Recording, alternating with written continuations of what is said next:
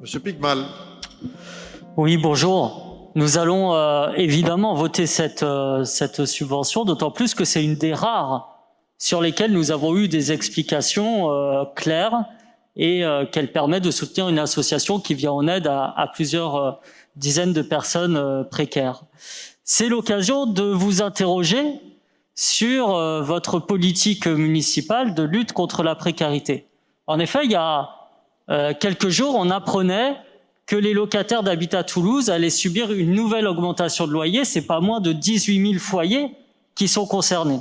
Cette augmentation s'ajoute à celle qui a eu lieu il y a moins de 2 ans et qui fait, pour être clair, qu'une famille aujourd'hui qui paye 600 € de loyer va voir son augmentation sur l'année ramenée à 65 € par an. Cela en pleine crise sanitaire et sociale.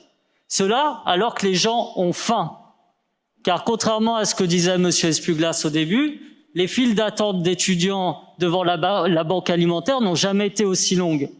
Sur certains marchés de Toulouse, des familles achètent des paquets de gâteaux périmés parce qu'ils sont moins chers. Les gens ont faim. Il y a du monde devant les portails du Secours populaire. Il y a plus de 60% de bénéficiaires de l'aide alimentaire. Les gens ont faim et vous, qu'est-ce que vous faites? Vous augmentez les loyers.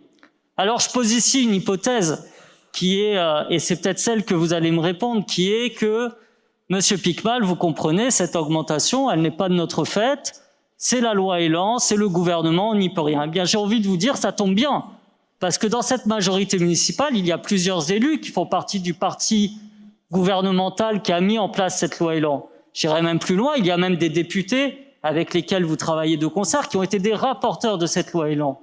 Et encore plus, depuis quelque temps, on a le droit à un défilé de ministres auquel je suis certain que vous avez parlé de la situation et de votre indignation face à cette loi et la coupe des APL notamment, qui viennent à Toulouse. On a eu le droit en octobre à Monsieur Castex, on a eu le droit également à votre ami, comme vous le surnommez, Gérald Darmanin, le ministre de l'Intérieur. Jeudi dernier, c'était Nadia Haye, chargée de la ville. Vendredi, c'était Bruno Le Maire. Hier, c'était Elisabeth Moreno et Madame Pannier-Runacher, au point qu'on se demande si Toulouse est toujours Toulouse ou si elle est Macron-sur-Garonne. Et dans ce sens, est-ce que finalement, ça doit être la sonnerie des avions des ministres qui arrivent à l'aéroport de Blagnac? Et là-dessus, je remarque d'ailleurs que vous devez avoir le totem d'immunité parce que quand votre temps de parole est écoulé, elle ne sonne pas. Alors là-dessus, sur votre politique, pour revenir à votre politique sur la précarité, est-ce que c'est celle aussi du gouvernement, c'est-à-dire celle du « en même temps ».